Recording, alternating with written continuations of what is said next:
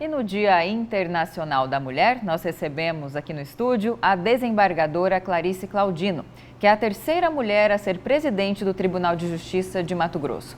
Além da representatividade neste cargo de liderança, ela se destaca como precursora da justiça restaurativa aqui no estado, que é um modelo que busca a resolução de conflitos de forma mais pacífica. E a desembargadora Clarice Claudino está com a gente aqui no estúdio. Boa tarde, presidente. Seja bem-vinda aqui ao Jornal do Meio-Dia. É uma alegria estar com vocês e me dirigir ao seu público e cumprimentar também essa linda jovem Camila, Obrigada. Que também hoje tem o seu dia reconhecido. Meus parabéns. E o Jornal do Meio-Dia cumprimenta a senhora também. Obrigada. Exato. Desembargadora, a Camila acabou de citar aqui que a senhora desenvolveu um trabalho buscando a solução de conflitos de forma pacífica, na conciliação. Agora, a violência contra a mulher ainda é muito grande, inclusive aqui em Mato Grosso. A pergunta é a seguinte: a estrutura pública, o setor público, Ministério Público, Poder Judiciário, Poder Executivo, tem a estrutura necessária para atender as mulheres aqui de Mato Grosso, principalmente no interior do estado? Porque falta até delegacia da mulher.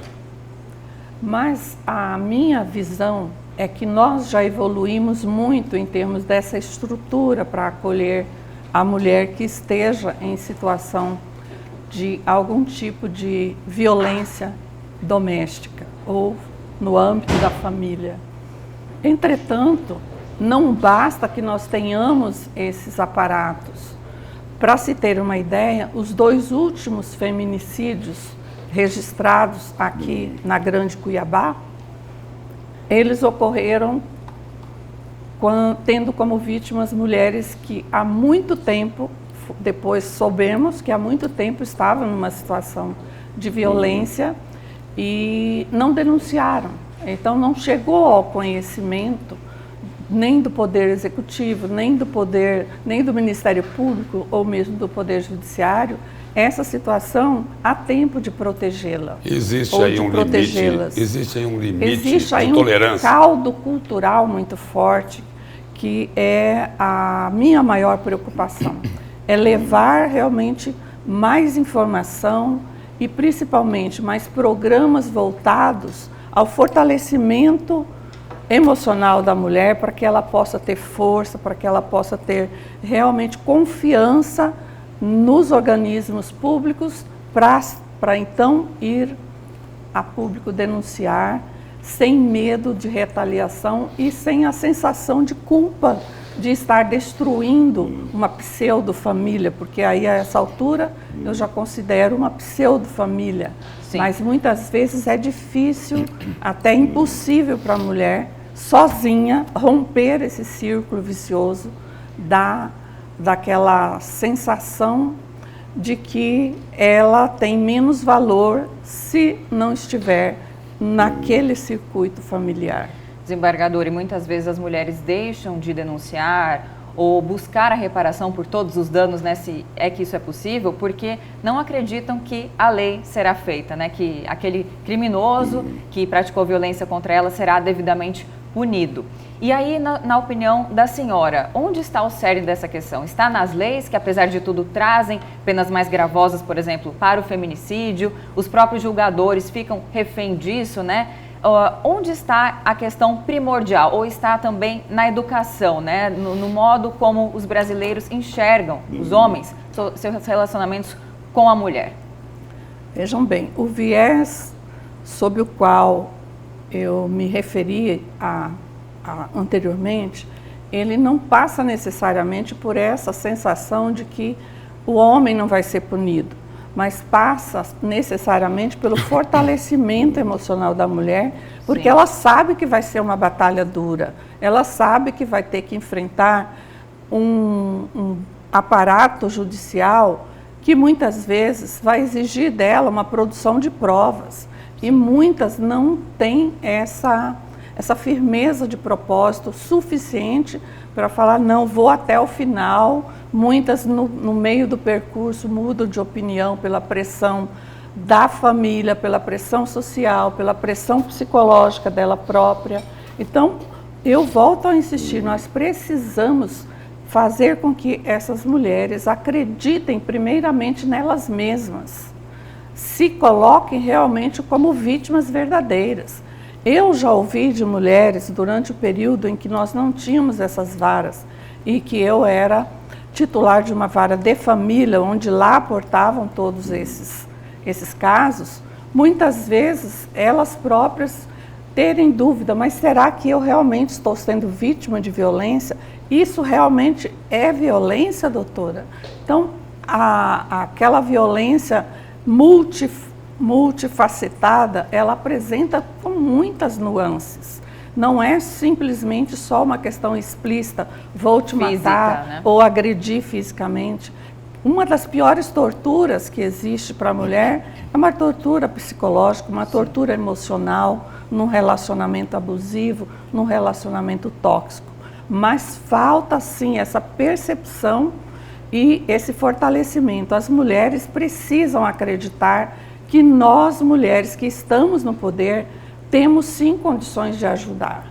Temos sim condições de estar ao lado dela. A senhora falou aí nas varas de violência doméstica. Eu volto à questão da estrutura porque considero importante. Sim. São quantas varas de violência doméstica em Mato Grosso? Eu não sei te dizer assim de cabeça quantas, mas são inúmeras. Em Cuiabá, nós temos 2 na capital, temos também em Várzea Grande. O número de processos não é um dado que nos indica que nós temos que ter mais varas. Nós temos que ter mais a mulher vindo mas e no interior elas existem também. E fazendo com que em todos os lugares nós tenhamos efetividade no cumprimento das penas. Isso sim está... Mas no interior essas varas também existem também. Existem também. E onde não existe, existe a vara correspondente, que todos os casos são ali aportados e processados. Então, nenhum tipo de violência doméstica ou familiar contra a mulher fica sem a devida adequação e tratamento adequado. Mas nós temos, sim, deficiências no cumprimento da legislação, inclusive por decisões das próprias cortes superiores que modificaram o tipo de cumprimento.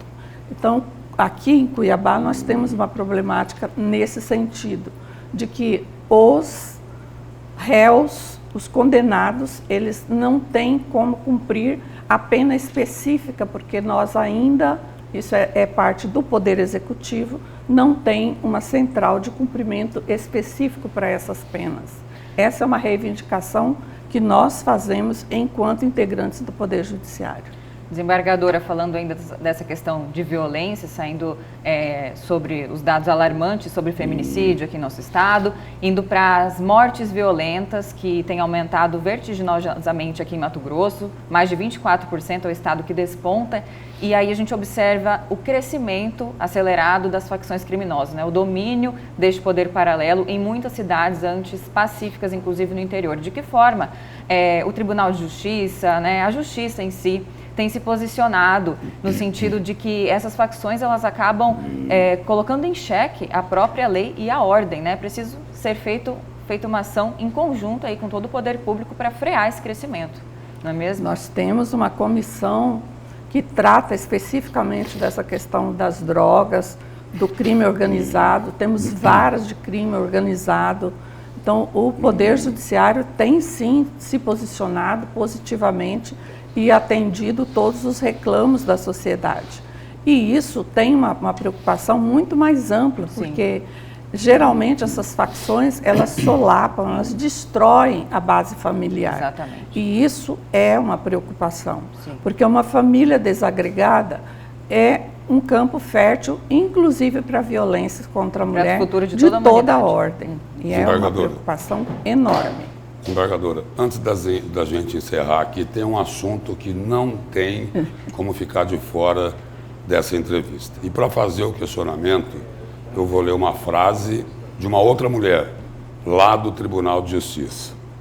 A frase de Maria Erotides foi a seguinte: Confesso que li e perdi o sono, do relatório do desembargador Orlando Perry. Confesso que li e perdi o sono imaginando que nós, do Poder Judiciário, já poderíamos ter ajudado a população da Grande Cuiabá e a própria gestão municipal a salvar vidas. E ela conclui: penso que não dá para dormir mais um dia sabendo que a gente podia estar ajudando e não está. Fecha aspas para a declaração de Maria Erotides. A minha pergunta: esta declaração responsável da desembargadora Maria Erotides conseguirá sensibilizar os desembargadores nesse julgamento de amanhã?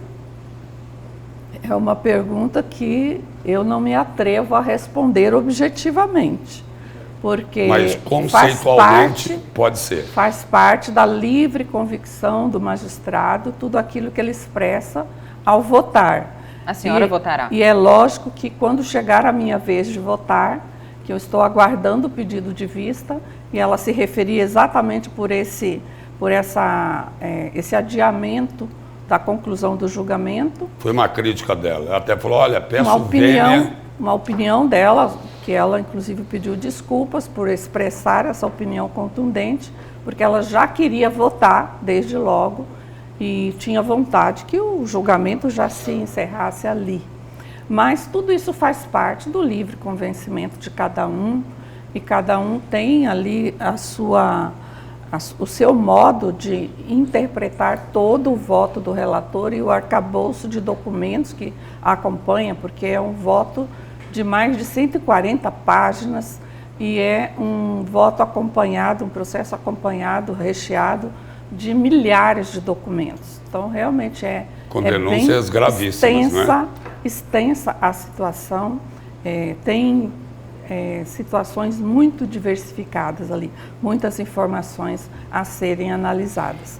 Daí que justifica o pedido de alguém que provavelmente não teve tempo de olhar tudo aquilo antes da nossa anterior sessão e teve que visitar esse arcabouço complexo e extenso. Desembargadora, apesar da complexidade, a população pode esperar que seja realmente feita a justiça, ou seja, em seu âmago, dar a cada um que lhe é devido e dar um tratamento à população de Cuiabá em relação à saúde, em especial, de uma forma mais decente. Essa situação preocupa, com certeza, né, os senhores? Preocupa, claro que preocupa, mas nós também temos que ser realistas. Uma intervenção não é a panaceia, não é o remédio para todos os males. É apenas um ponto de afirmação de que algo precisa ser feito. Um ponto de partida, na opinião da senhora? Não entendi. Um ponto de partida para que se resolva. Para uma reorganização, sim, é lógico. Então, isso também não é um passe de mágica, isso não é algo que vai gerar uma melhoria da noite para o dia, mas é um ponto de afirmação, como você disse, e que está sendo colocado pelo relator como uma providência absolutamente necessária e inadiável. Vamos ver o que o restante do colegiado afirma nessa perspectiva. Como a senhora já disse numa outra ocasião, às vezes é necessário um remédio amargo. Sem dúvida, e eu reafirmo isso. As decisões judiciais, muitas vezes, ela se constitui desse remédio amargo, porque é uma intervenção.